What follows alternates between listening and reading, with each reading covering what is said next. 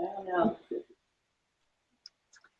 All right, welcome back, everyone. We are here today, and I am Tammy Deans. We're listening to Beyond the Screen show, and hi guys, Amanda. How are you today? Hope you're all good. Tonight we have with us ESP, that's Explorers of Spirit Phenomenon. It was founded by Dr. John K. Head and Terry Rode in Florida in 2009. But they are now a team of 3 with Tracy Watts, and she's the production manager. She's rounding out the team. They're explorers of the unexplained. The team combines science and technology and spirituality to research and investigate historic and presumed haunted locations all over the United States. ESP is also Team Florida on the soon-to-air series True Ghost Stories. Their mission is to someday bridge the gap between the living world and the spirit world. And tonight we have with us Terry Rode and Tracy Watts. So welcome, ladies. It's great to have you on. Hi. Thanks. It's great to be here. Now I think we're both back in the screen. Yeah. Sorry. We both are. okay, we need to introduce the kitten. Who's the cat? Oh, this is Slick. Oh, wait. Okay, wait. He's back in a moment. Never mind. He's too slick. Slick decided he didn't want to be on. That's funny. He can't handle like all this. All the spotlight. He's not one for the spotlight. He loves to be around people, so he'll be back. He'll be like, "But oh yeah, he's running. He's quiet." So, which one is which? We know that one is Tracy. I'm Terry Rode, and this is Tracy Watts. Hi. Okay. Awesome. Sorry for mispronouncing your name. That's okay. Everybody does it. All right, so let's start with, how about you letting us know a little bit about what you've been up to lately? Well, lately, we are both educators, so we work most of the year, and we still find time to squeeze in as much investigating as we possibly can. And we always spend our summers doing our paranormal road trips. They kind of refer to us in the paranormal as, well, they've given us many names.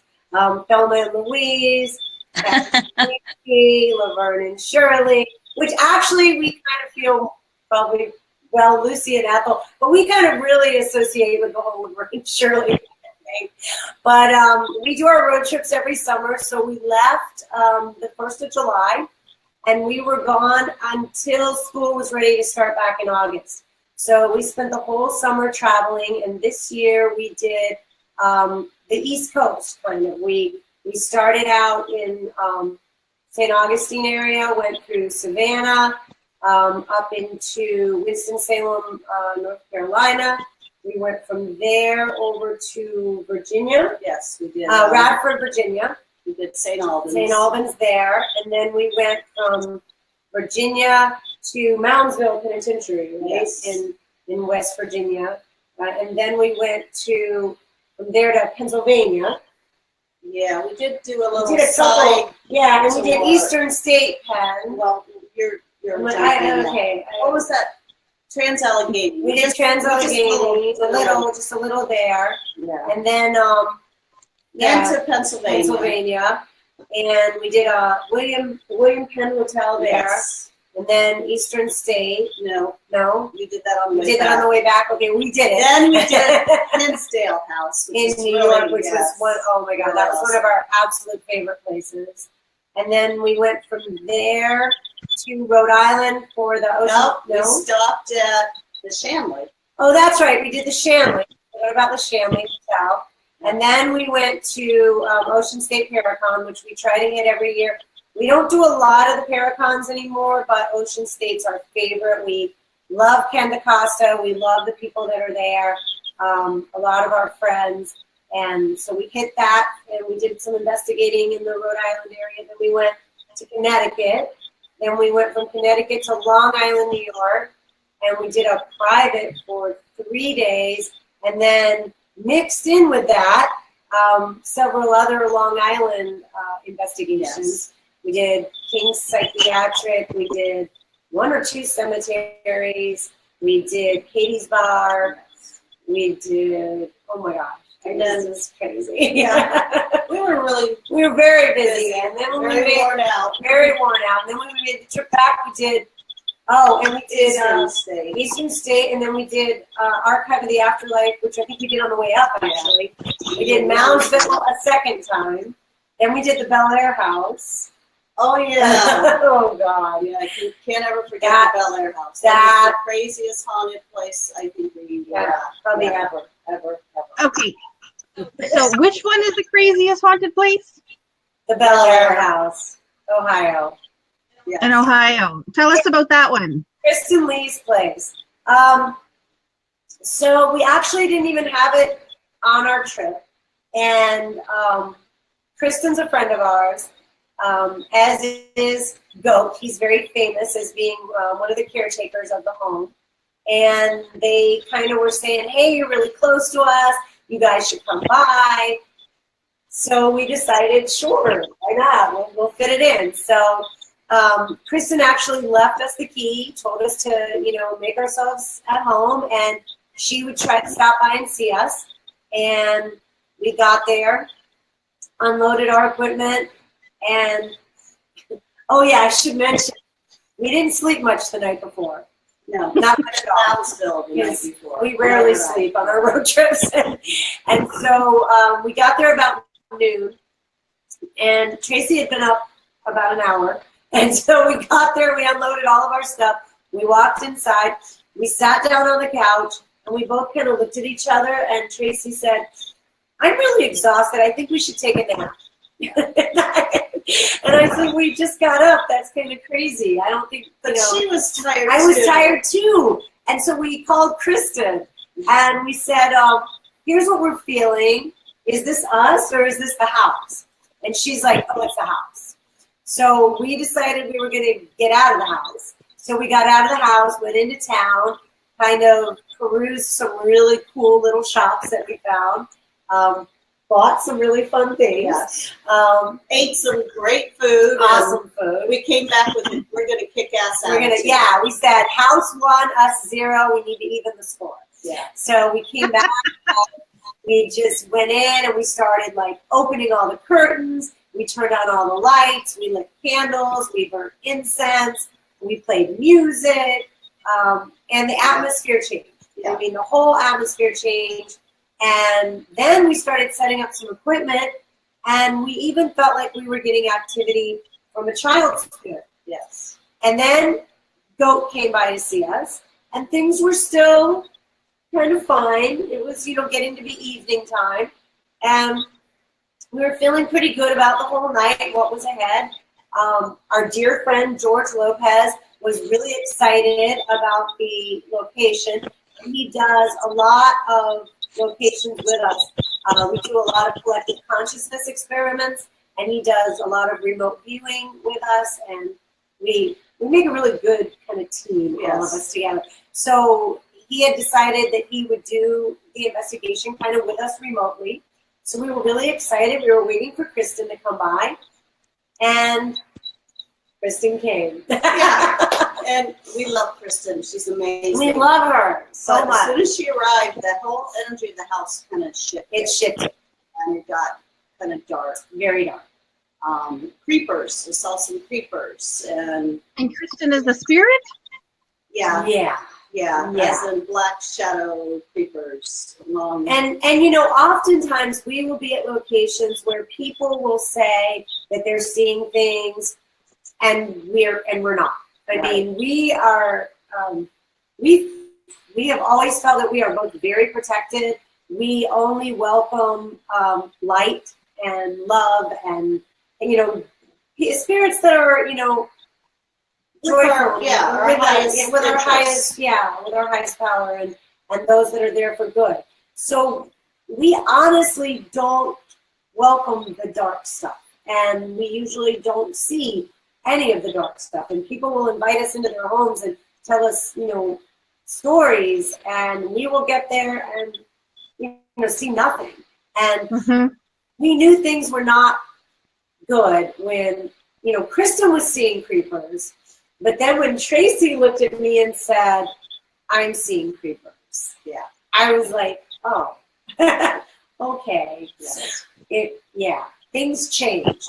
And we had a really crazy, intense collective consciousness experiment with George, and it got so personal with the history of the house, the land, Kristen herself, her past, and things that had gone on at the house that we didn't want to share live with the world. So we actually went off Facebook Live and finished the whole night kind of by ourselves till about 3 a.m, maybe even later.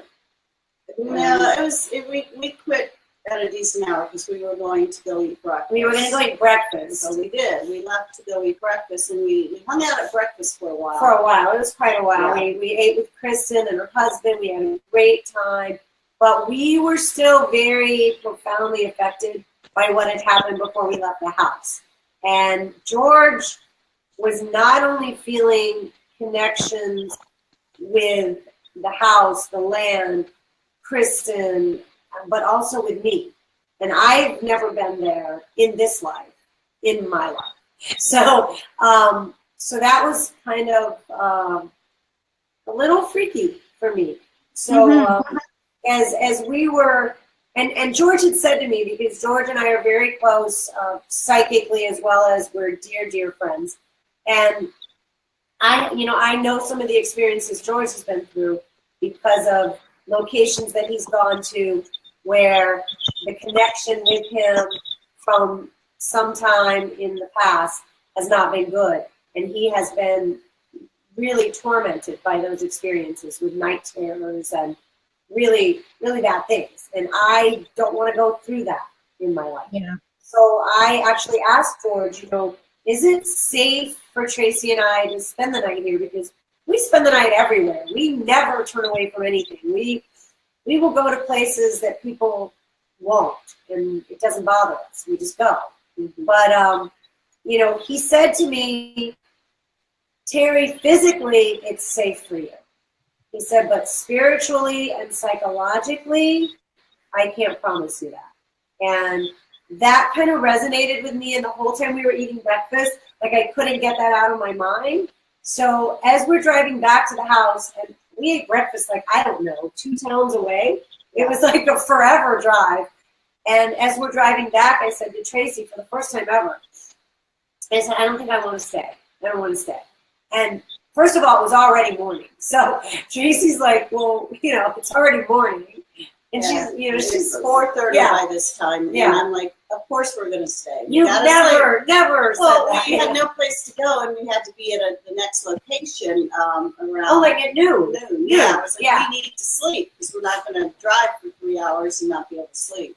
So I was, psyching her up. She was. Got to do it. Got to do it. We've never turned away from any place. So we walk into the house, and Carrie says, Tracy, you left the candle burning. And I was like, I most certainly did not. I'm like the most paranoid person in the world. I blew out all the candles long before we left. Well, there was a candle burning. Yeah. And the attic window that we were supposed to close before we left for the day was closed. Well, as we thought, it was closed, then I know it ended up being closed, but we were told that it was open. Actually, I guess Goat had called Kristen and said that it was open as we were pulling away, and we knew that we had closed it. So then that kind of freaked us out. But we went up to the attic, only to find that the window was closed. So I don't know how it got open. Or, I don't know. Yeah, well, the candle was enough. I thought if the candle can light itself up all by itself. And we called Kristen, and she's like, oh, yeah, that happens all the time. Okay, maybe we don't want to sleep here. So, by this time it's 5 o'clock. 5 in the morning. And we're throwing all our stuff in the car, and we had this big Ford Expedition, and we had packed it so neat the day before. And we had all this space, but by the time we loaded it, things were everywhere. There was no room. And we went to the hotel that we had been at the night before, and of course there was no room. So We were going to sleep in the car, but the clerk came out and said, well, we had somebody who didn't show up. You can at least get, 3 hours of sleep. So we did. We got about 3 hours of sleep and drove to our next location. And Wow. Yeah. So out of every place we went this summer and last summer, I mean, yeah. Bel Air House definitely has something going on, without a doubt. And the Hinsdale House was cool too. Yeah. But we didn't feel. But we loved the Hinsdale House. We felt like the Hinsdale House actually liked us. Yes. Bel Air House, not so much. So where is there some place that you want to go to that you haven't been to yet? Oh, there's a lot of places that we want to go. Every castle in England, Scotland, Ireland, yeah. We haven't done Waverly Hills. We have not done Waverly Hills. That's on our list. Yes. There was another place someone mentioned the other day that we were like, oh yeah, we haven't done that yet. And then we like those little kind of out of the way, not as well known kind of places that you happen upon sometimes. Mm-hmm. Any of those are always exciting to us. I can't remember where somebody was the other day, but I looked at the pictures. I think maybe it was Dave. It may have been Dave. But we looked at the pictures and we were like, oh my God, that place looks so cool. Or it could have been Bob. No, actually, I just saw something that was amazing. The original Dark Shadows house in Connecticut. Somebody posted and we that. actually That know good.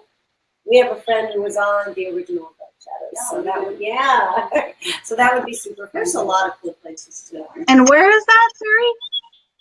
It's in Connecticut. And I'm from Connecticut. Newport, Connecticut, actually.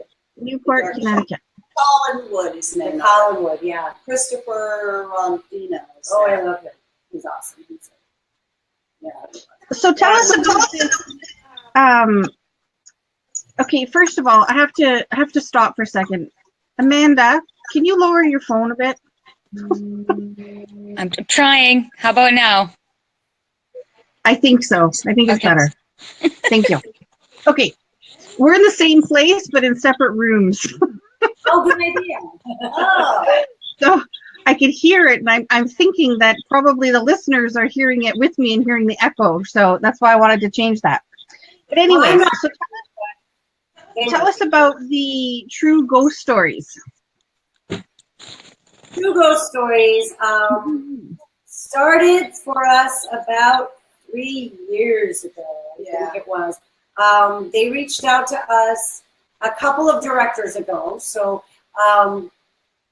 they were looking to start a show that would encompass teams from all the 50 states and teams from locations that were worldwide, not only in the United States. So like Ireland, Spain, Italy, places like that. And the concept was that each team representing their state would have like a week that was their episode, and then the following week would be a team from another place, so that you get to see real teams and what they really do, as opposed to, now the shows are great, but the shows are the shows, and the shows have brought a lot of interest to the paranormal, but a lot of what's out there, with some of the major name shows, is scripted, and it's there for the fear factor and entertainment, and which is fine, but they wanted to show kind of the other side and what paranormal investigators really do on any given night at a location, which is oftentimes kind of boring, but showing kind of really real people and what goes on, and showing locations from that town or that state, that they represent. So it would kind of give listeners and viewers the chance to see a lot more than just the really well-known haunted places. They would get to see kind of these out of the way, more interesting, historic, small towny places that maybe they don't, normally get to see. Right. So that was kind of the original concept and the original plan. And we were chosen as Team Florida. And then it started kind of growing, and then we had a change in directors, and then the newer director decided that having kind of 50 teams was going to be, I guess, a little crazy, and that we would narrow it down to maybe areas of the United States. And so we ended up with, I think it was 12 United States teams, and then I can't remember if it was like 5 or 7 that were more worldwide. And then from that, we were gonna actually, I think maybe we went down to 7 and 5. I don't remember. I don't know. I don't remember, but we had a certain number from the U.S. and a certain number of international teams, and we were going to do it as like a 12-week format where each team would have 1 week, and then the intro would be exactly the same because it would be the show itself, and then after that would be like that team's intro, and then that team's episode, and then the very end of the show would promote whatever team was going to be the following week, and then hopefully through that, you would get viewers from all over the country because they would want to see the towns or states that were closest to them, or they would want to see these really awesome locations that they may never get the chance to visit, like, in Italy or something. And so basically, we can't say much more than that because we're still at the point where we've submitted all the reels, we've submitted our episodes. Every team was asked to submit a couple of episodes of their own. And then we had kind of I can't remember what they call the teaser reel that they submitted to all the networks. And then they would show different teams' episodes. And then, there are several networks that were kind of going back and forth as far as where we would end up and land. So we don't know which networks are involved because apparently once the networks' names get out there, then sometimes they pull out if the contracts aren't signed yet. So we have a contract with True Ghost Stories, but we don't know where True Ghost Stories might land as far as the networks and stuff like that. But the things, it's kind of a process, and it takes a long time. From what we heard, was it Ghost Hunters or Ghost Adventures that took something like, I don't remember how many years, but from the actual first reel that they sent in to the actual first air date was quite a long time. So we'll see whatever becomes of it, and if we end up on an actual mainstream network or maybe a more like cable network. I don't know. Mm-hmm. And does it have a time frame as to when it's supposed to come out? No, but we were told we haven't had. We had our last meeting, I think, was before we went on vacation. Yeah, it's been a while. It's been, so it was beginning of the summer, and at that time they were hoping that and bless you. Thank you. Would have that answer, and so hopefully soon we will know exactly when. And as soon as we do know, obviously we'll promote the heck out of it and put it out there. Yeah, it's like the government. They take forever to do anything because it's on their time, right? And then they kind of told us that once the decision's made, they'll look at all of our episodes and then they'll choose which ones air. So if they look at our episodes and they don't love it, they might ask us to submit something else. Yeah. So, we won't know until Yeah, that could take a while, definitely. Yeah. Well, we'll be keeping track of that. Let us know so that we can watch it for sure. Absolutely. So have you ever investigated anything in Canada? No, we did. Well, no, we did go to Niagara Falls in Canada. We were investigating Rolling Hills in New York, but we didn't investigate in Canada. Cool. Well, if you ever come up to Canada, you got to hit us up. Totally up for it. Pardon? Yep, we have passports. We're ready. There you go. So I want to separate the two of you now and ask whoever wants to go first, it doesn't matter, but what got you into this? Why the passion for this type of life? Well, we both have different experiences, so you go first. Okay, so for me, I think it was I lost my dad when I was 8, and I've always, for as long as I can remember, probably since then, probably since I was 8, been very interested in the whole spiritual world. I think when you have a loss at a very young age, you kind of question, well, what happens to that person when they die? And I think all of us wonder that still today, and we look for those. But because of that, I think I read everything I always could, and was very, very interested as a kid growing up into my teen years. You know, I would, get together with friends, and we would. I mean, I can remember doing seances as a child, and we didn't really know what we were doing. I was probably 10, 11, 12. Well, we would try to like contact Abraham Lincoln or something, silly things like that. But always very interested in that world. My grandmother used to run carnivals way back in like the 30s and 40s, and my great grandmother was a fortune teller, and she used to read tarot cards, tea leaves, palms, and I really believe in the familial, passage. I think it comes down in our heritage, and so I've always been very, very connected to that world. And I started reading tarot when I was in high school, just for fun, and every book I could get my hands on. And so I think it just kind of stemmed from that. And then as I grew older, I used to have dreams that would kind of be premonition type dreams that I couldn't explain. And when I started sharing them with people, it wasn't always a positive experience. People they don't always want to know what you're dreaming about them, and then I kind of shut it down because I went through some times where Tracy and I have a strong connection through a dream that I had, and it was just really soon after that I kind of shut it down and said I don't want to see these things. I don't want to know. And it's only been since we started the team back in 2009 that I've really started kind of opening back up again, and maybe with the protection and the, different mindset, I guess. So it's okay. Yeah, it's different when you get a little older and wiser. You can ground yourself more. Yeah. Yeah.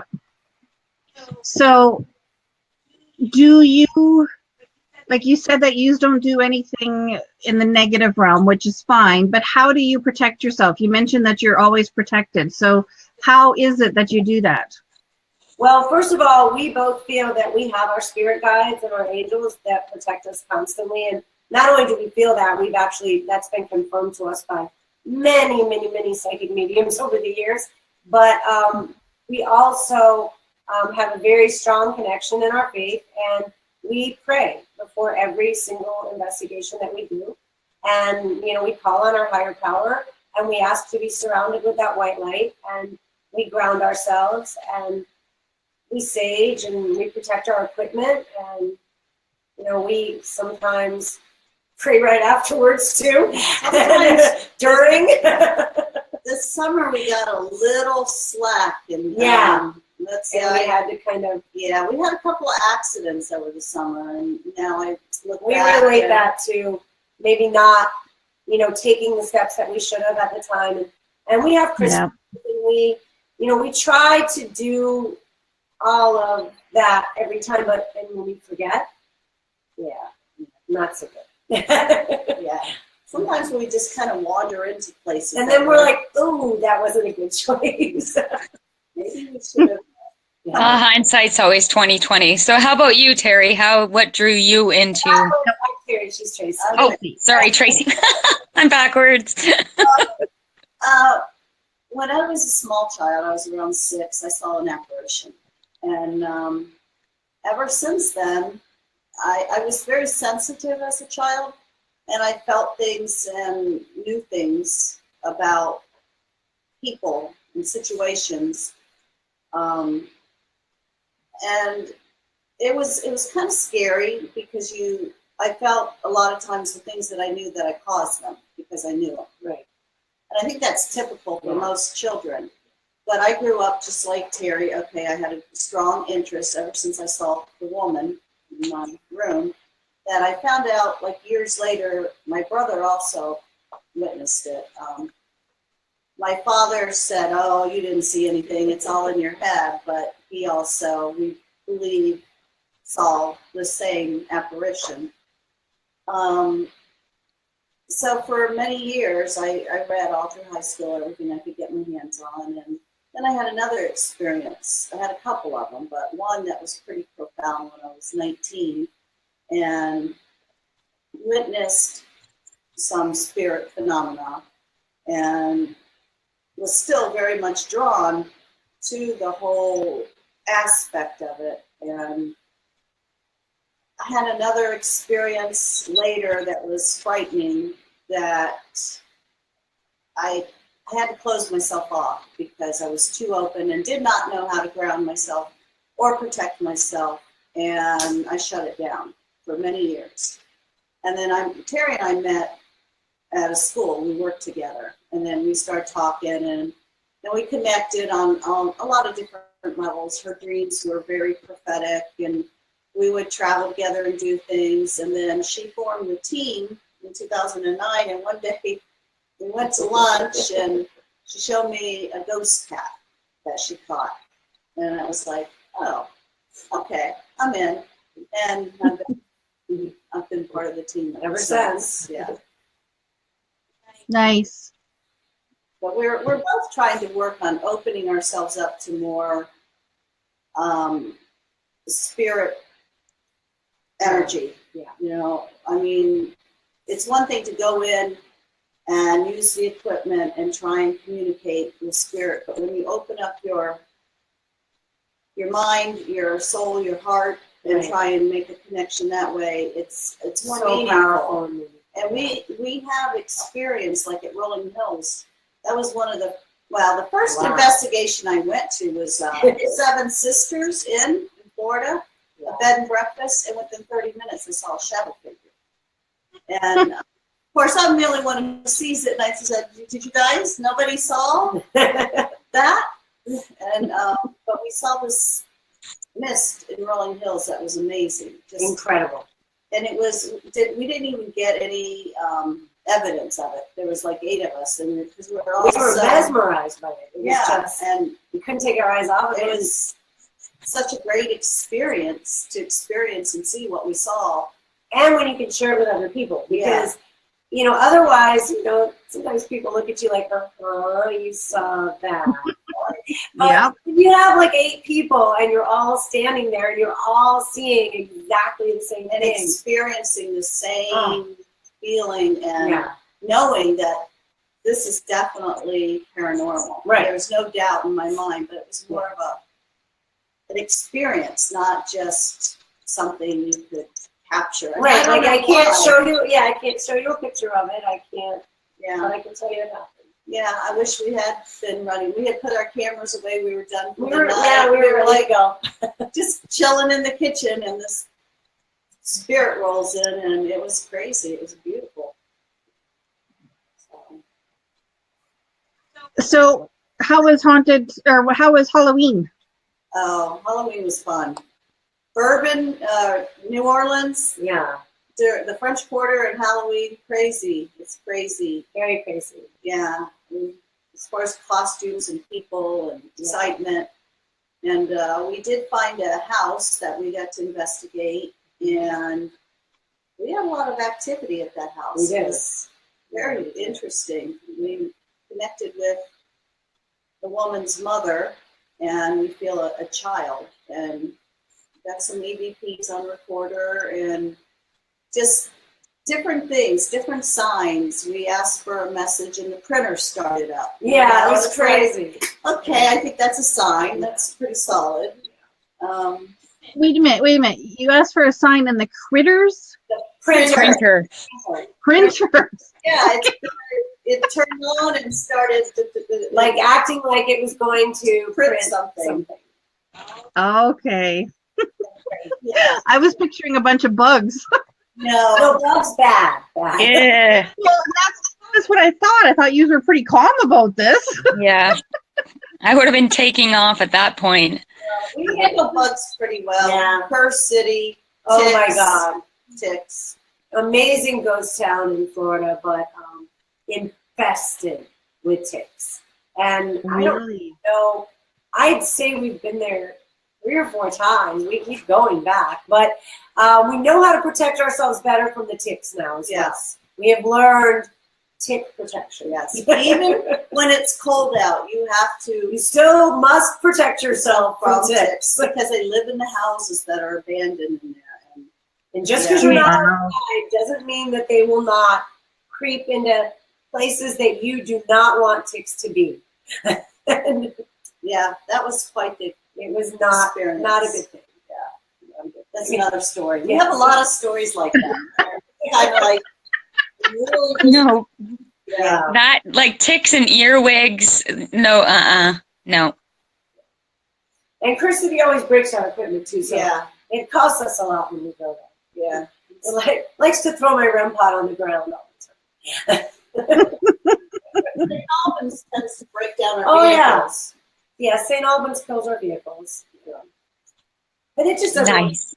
That's right. St. Albans loves us. It doesn't want us to. So do you fly anywhere or do you always drive? Oh, no, we fly. Yeah, we fly.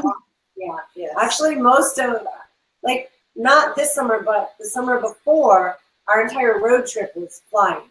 We flew and rented cars. We flew and drove and flew and drove and flew and drove. Yeah. And then we did kind of mid-central U.S. Yeah. last. We did some of the popular places, Bobby Mackey's. Sedamsville Rectory. We did Willow's Week. Oh, we did Willow's Week. Peoria Hospital. Peoria Hospital. That was amazing. See, and you guys don't, it's hard for me to believe that you guys don't run into negative entities when you go into these places that have had such negative impacts on people's lives. I know. And the funny thing is that actually our third member of our team, who founded the team, Dr. Don Head, he specifically, when we told him a year and a half ago that we were booking Bobby Mackey's, he's like, oh, I'm not going. He goes, there's no way I'm going to Bobby Mackey's. That place has bad juju. I'm not going there.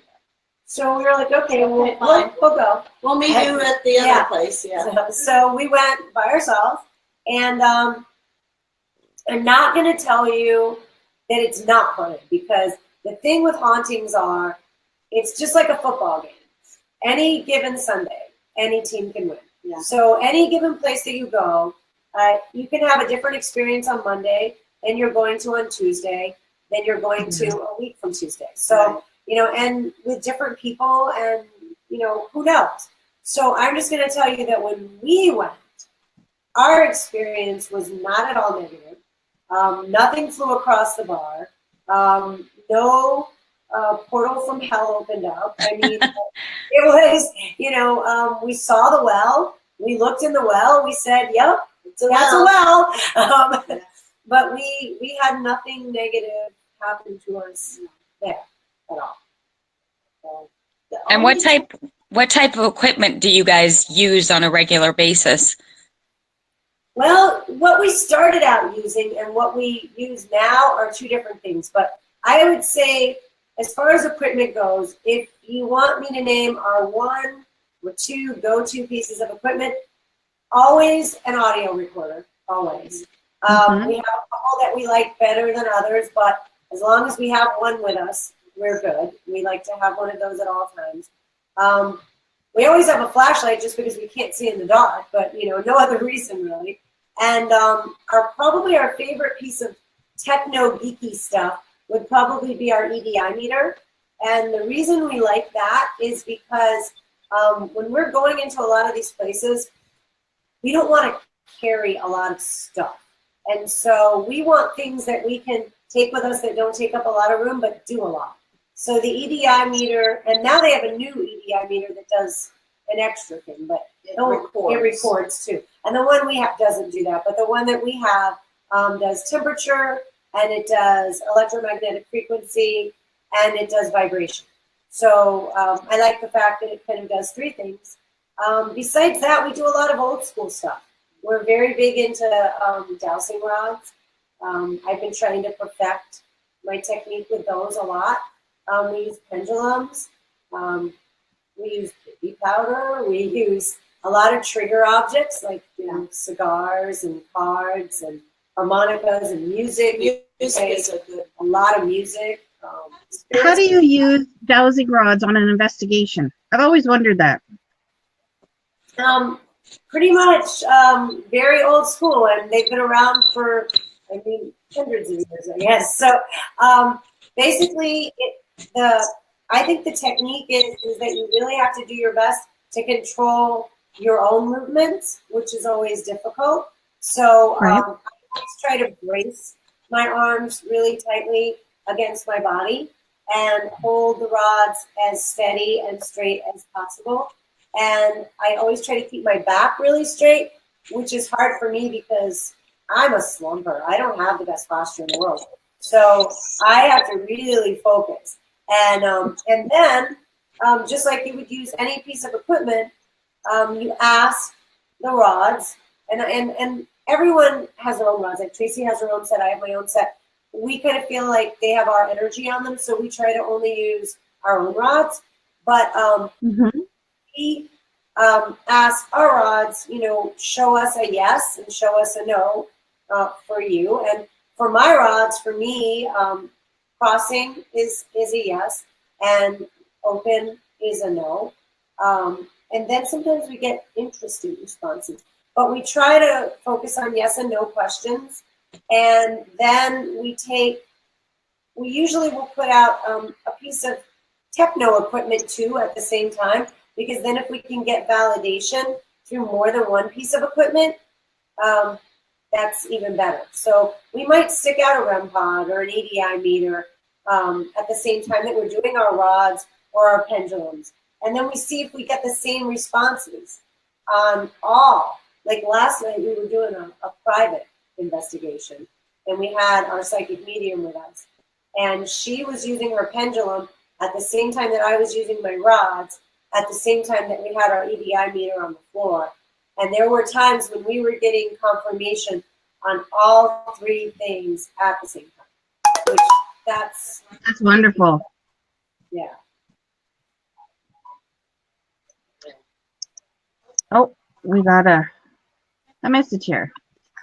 What is the best EVP you heard, and from where you heard it and recorded it? Thanks. Thanks, Michelle.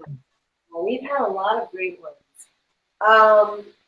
Probably the Mace Stringer. Yeah, I would say the Mace Stringer has been the most consistent. Or the one we got at Bellsmere at the school. Oh, that little was girl good. Giggling.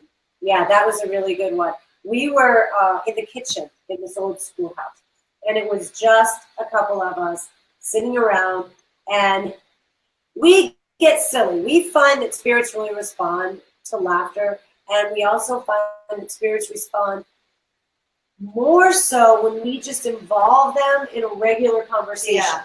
Not just, what is your name? What do you do? Why are you here? Yeah. We do a little bit of that, but then we try to just talk. When we talk amongst ourselves and we laugh and we'll ask the question like the spirit is just sitting in the room with us, we get so much. We get great EVPs like behind us, behind what we're saying, that'll be like participatory. Yeah, this little girl giggled after we were all laughing about something. Well, I know exactly what we were laughing about. Actually, we all heard it with our own ears. We did. And what we were laughing about was the one guy that was with us. He wasn't on our team, but he was investigating with us. He was using the recorder from his cell phone, which is fine. If you don't have a recorder, use what you've got. And he had an Apple. And as he was trying to record, all of a sudden Siri decided to come on and say, what can I help you with? And so we all burst out laughing because here we're asking questions and Siri is asking, what she can help us with. Yeah. So we all burst out laughing and we heard another voice laughing. And then we all kind of looked at each other and we were like, oh my God, you were recording that, right? And so when he played it back, you can clearly hear our adult voices laughing. And then you hear this little tiny child voice giggling. Like, yeah, it was awesome. That was one of the best. And then we've had Get Out. We've heard there. Get Out very clearly at the Mace Stringer. Oh, and couple of other things at the Mace Stringer. I've had my name called at the Mace Stringer, which I've heard with my own ears, and then also has been captured on the recorder. We had at St. Albans Sanatorium in Radford, Virginia. We were going on a tour we had a new person with us who had never been there. So we had the gentleman who usually runs security for us, because the neighborhood of St. Albans is kind of scary. And so people tend to wander onto the property, and they run security so that nobody, hurts us or anything while we're there. Real people, that's who we're scared of, not spirits. And so they were taking us to show us which doors were armed with alarms and what the sound would be like if they were going out to do the rounds on the property, so that we wouldn't freak out if we heard that noise, during our investigation. So we're taking a tour, and as we walked through the door, I was recording the tour because I wanted to capture all that. We were, video, audio, recording it. And we heard a little spirit, female girl's voice say, "Where are we going?" That's beautiful. That's beautiful. Really good ones. That's awesome. What was that about? We have recorders and recorders and recorders full of EVPs. And I am so bad about taking the time to we've never, ever, ever actually put them on a program like Audacity. We keep hearing about Audacity and how we should really use it. And I have several. We have it. We just never used it. I don't even know what that is. I've never heard of it. It's Here. like Audacity is the program we use. Oh, news to me. So when my recorders get full, I buy a new recorder. And then I just bought a recorder, so now I'm like taking it. Has a nice little SD her card. new one is awesome. It's really good. Awesome. And I can use it in the dark real well without messing it up. Fumbling around and screwing it up like we usually do. Yeah, so no, we've got pretty good EVPs on that so far. Very good. We were in Katie's bar. That was another one, and Oh my God, that was that awesome. was very clear. We were doing the cards, and she asked what suit, which card was there. Yeah. And we couldn't really make out the word, but then we asked what color was the card, and you could clearly hear Clear as day. red. Red. And I was like, wow, that was awesome. Now, so have you guys experienced then a lot more intelligent haunts than residual haunts? Yes. I think so. I think we've experienced both, but I would say we've been pretty blessed to experience a lot of intelligence. That's neat. Residual at Bel Air, as well as. But yeah. So you found at most locations it's either one or the other, but sometimes they're mixed? Like at St. Albans, they're definitely mixed. There's some residual at St. Albans. But That's the mental institution? Okay. But there's also a lot of intelligence at St. Albans too. We've had clear EVP responses from patients and a woman that was murdered in the vicinity of the hospital. But there's also been residual. We played music one night, and we got all kinds of activity. Kinds of activity. That's when we stopped, pushing. We said, let's play some music and dance around. And we got all kinds of crazy EMF activity. Is there a certain type of music that you guys play, or do you look for the era of what you're going for? Okay. We always look for the era, and we've learned now that if you go Facebook Live, you must make sure that it's nothing that is discernible, recognizable as current music, copyrighted, yeah, because they will just shut you down. Yeah, we've experienced things like that before. So nobody wants to go to Facebook jail. No. Facebook jail. Facebook jail's bad. Yes. So, Yeah, we use a lot of, when we go to a lot of places that have like a lot of Native American connections, so we try to use, music that would be recognizable to Native Americans, a lot of drums. Yeah. And then we've gotten a lot of good reaction to our Civil War music. Yeah. Civil War era music at the May Street. So you guys just kind of YouTube that on one of your phones and just play it while you're going? It has a collection now that we've been kind of gathering. Yeah. Oh, okay. Like through a Spotify or something like that? Well, I just have a lot of music on my computer and I download. Oh, okay. And I buy like those, when you see the CDs on like relaxation this or that, and you see, Native American sounds or, flute sounds or whatever, and classical, we get a lot of that and download it. So. That's interesting. So you don't always. We heard you say that you don't do. We heard you say that you don't do the paranormal conventions anymore. Is there a reason why? Well, we do some. We don't do as many as we were. We just got back from one. We actually did. We just got back from one while we were in New Orleans, and then before that there was another one we were at somewhat recently. But first of all, the travel is very difficult with our jobs, and oftentimes the conventions are right in the middle of our busiest school seasons. Yes. So we can't take the time off for them. And then usually the conferences start like on a Thursday or a Friday and go to Sunday. And then if you stay all the way through, you have to take off Thursday, you have to take off Monday. They don't give us that many days that we can take off in school. And when you go for things like paranormal investigating and you're going to be Facebook Living things, you can't very well say you're taking a sick day. So yeah, for sure. The school. That's worse than Facebook jail. Yeah, that's worse. It's like worse. Really. That's asking to be fired for sure. So when we do choose a conference to go to, we try to choose ones that we have a lot of our friends at, or a lot of people that we know and enjoy being with, because obviously that would be the ones we would want to go to. And then of course, if they happen to be in an area that we haven't been to or that we haven't investigated, because then we make an actual vacation out of it, and we, set up a lot of investigations while we're there. And we try. Have you ever been to the one in the Sault Ste. Marie, Michigan? No, but that's the one we want to go to. That's on our bucket list because that's the one I go to all the time. It's phenomenal.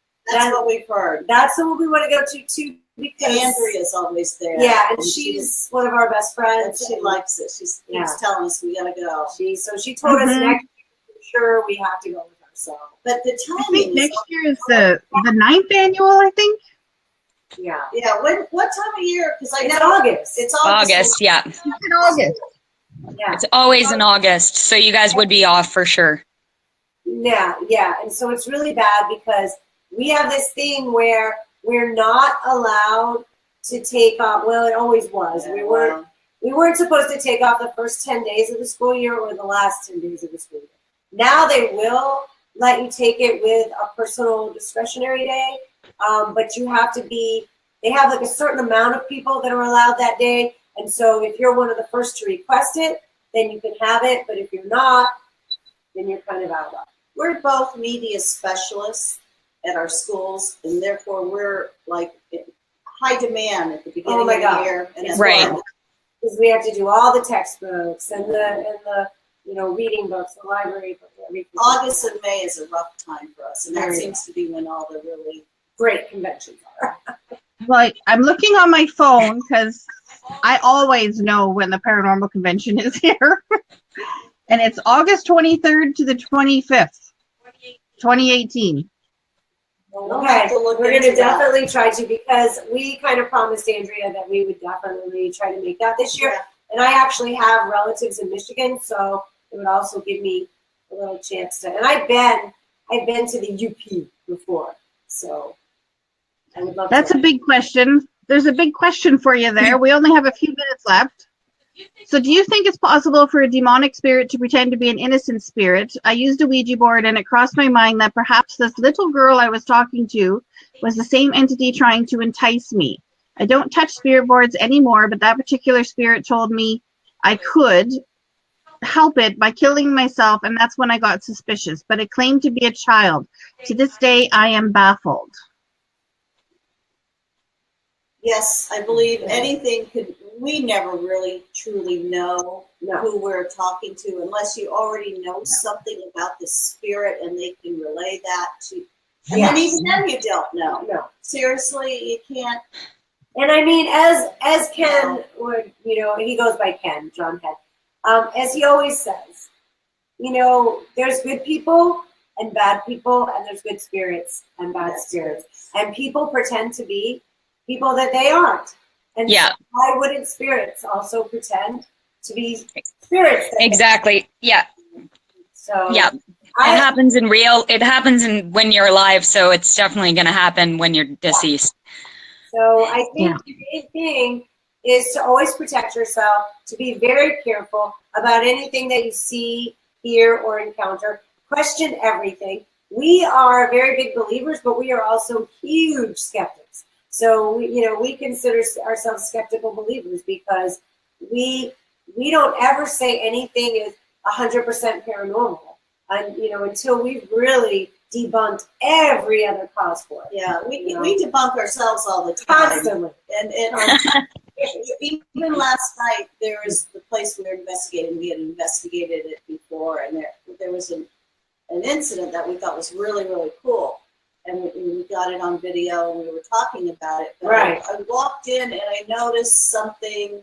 I noticed this thing turning all by itself and stopping and turning in the other direction all by itself. So and then we started thinking, well, if it can do that all by itself, then maybe it wasn't, although it's quite a coincidence that it did it on command. On command. So I don't know. So we're still, the verdict's out. But, I'll tell you what, I question a paranormal investigator, a psychic, or anybody that can stand up and say, this is 100% paranormal by looking at a picture or hearing something on it. I wasn't there. And to me, the best experience is an experience. So, I'm not going to your experiences. I'm also not going to be able to validate your experiences. I wasn't there.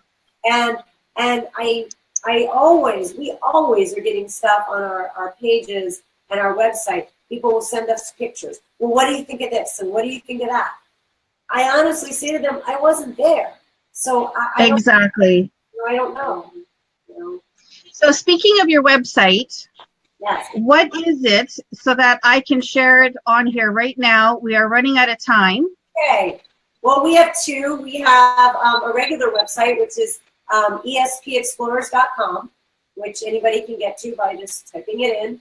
And then our Facebook page, you can probably just Google ESP Explorers and get our Facebook page. But it's also, if you type in facebook.com and you do it that way, it's ESP period, whatever you want to call it, 2009, because that's the year the team was formed. But it's Explorers of Spirit Phenomenon. If you Google it, it'll come up. And we also have a YouTube channel that it doesn't have a whole lot on it yet, but it does have the cat video, and we all love those. Yeah. And we have a Twitter account that we don't really use as much as we should. I think we're even on Instagram, but yeah. Keeping up with everything. It is. I am backlogged with videos. I really have a lot of work to do. And I just blame her. So it works out really well. She keeps me going. It's like I can't finish one thing before we've already done 5 other investigations. Right. So I have these big drives. Everything's backed up till I can get to putting them together and getting them out. We're going to be doing that. Yeah, we're going to be putting some more out soon. Yes. Okay, well, we ran out of time here, so we have to cut this short. Thank you so much for joining us. We really appreciate it. Thanks for having us, and I hope to meet you next year in Michigan. Yes. Sounds good. For sure. Look forward to it. Bye. Take care. Bye. Bye, guys. All right. So we are out of time, Amanda, and I'm not quite sure what's happening next week because I am all confused all of a sudden. But next week, of course. This is how you are at the end of every show. I know. I'm always worried about the show, not next week's show. So this week is done. Next week is coming because every Thursday we do this. So Thursday, 7 p.m. Eastern Standard Time. Check us out. We will be back here. And until then, you can find us on Facebook, of course, and you can check out the website at, if I can get it to come up on the screen here. There we go. TammyDeans.com. Yep. And all right. Also, everybody have a great day. Yep. Take care. Bye-bye. Oh, wait a minute. What'd you say? Also, well, I was going to say, if you guys have any locations you want to send me, please do. I'd be more than happy to chat with you and maybe get our team out there to investigate any claims and see if there's anything going on or not going on, or, you know, prove or disprove, or maybe give you a little bit of peace of mind. Any of that kind of, I'm just plugging it. If you want, send me an email. It's all private. I'll keep it all private until you give me permission to otherwise.